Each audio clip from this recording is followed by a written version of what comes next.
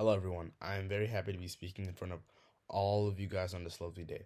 I would like to start off by telling you guys a little about myself. I grew up in a small town, and my parents were very Catholic.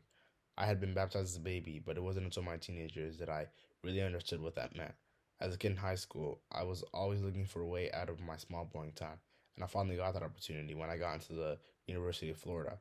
I I thought that this was going to be a great experience for me. I also thought that I was going to be surrounded by many friends that I would have a lot of fun with. But this turned out to be the complete opposite.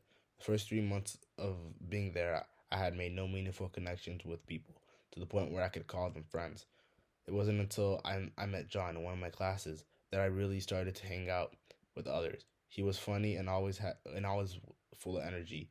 He also knew what to say in serious times. One instance that really showed me how great of friends we had become was after we had finished studying for an exam. We went to get some food, and even though we were both tired, John tried to make sure that we were having a good time. This really reminded me of the Sacrament baptism because even though John isn't Catholic, he was still there for me when I had no one to turn to. We see this type of relationship all the time with the Catholic Church and its members. It is always there for us in time of need. John gave me a new sense of community, just like how baptism also gives you a new sense of community. In my youth, I was often told to forgive and forget, but I never followed this. I o- I often held stuff against other people when they had done something bad towards me. I especially experienced this with my younger brother Jack. Jack was a quiet person. He always had been. He was the complete opposite of me.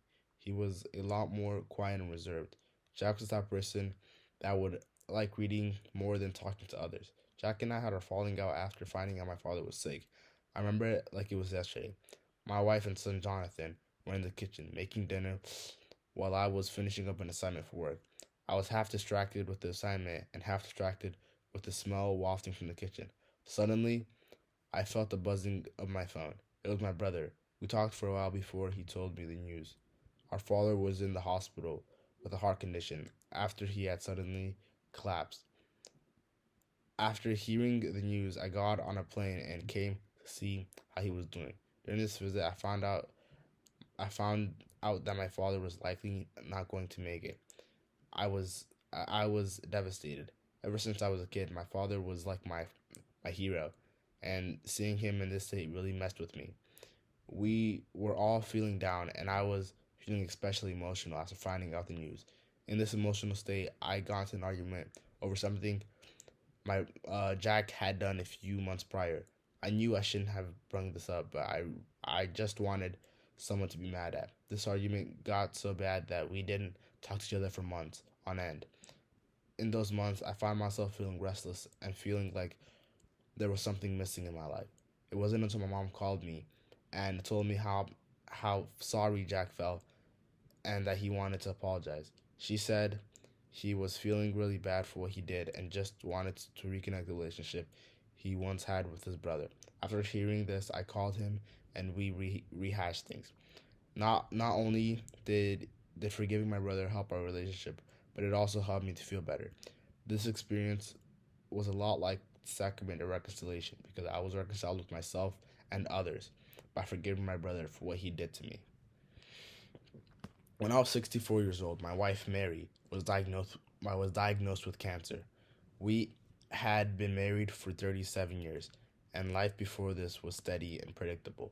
Our relationship had its ups and downs, but for the most part, being married to Mary was great. But this news shook our world. I suddenly found myself taking on new roles, being a caregiver, supporter, and encourager. I was terrified, and I was I was terrified and had to watch the person that I loved deeply struggle with pain and fear. Our relationship went from being easy and predictable to not knowing what was heading our way.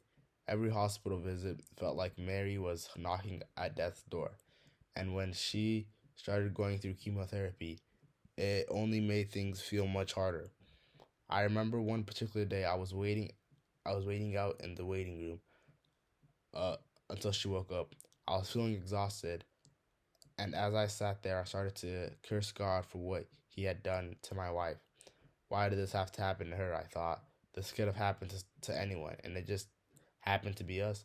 My thoughts were interrupted by by a nurse.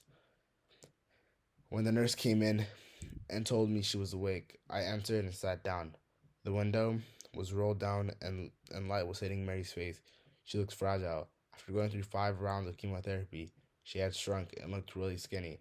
She woke up and said, I don't know how much longer I can keep doing this. In this moment I felt the grace of matrimony like a quiet but powerful force reminding me of the vows we took in sickness and in health. I remembered. I looked her I took her hand and said, we'll get through this. In this moment I felt like we had become one, just like in the sacrament of matrimony. That grace of matrimony wasn't a grand gesture. It was a daily choice to stay, to serve, to love, even when things felt impossibly hard. It was grace that helped to find small joys in the struggle, a shared laugh, a quiet moment of peace.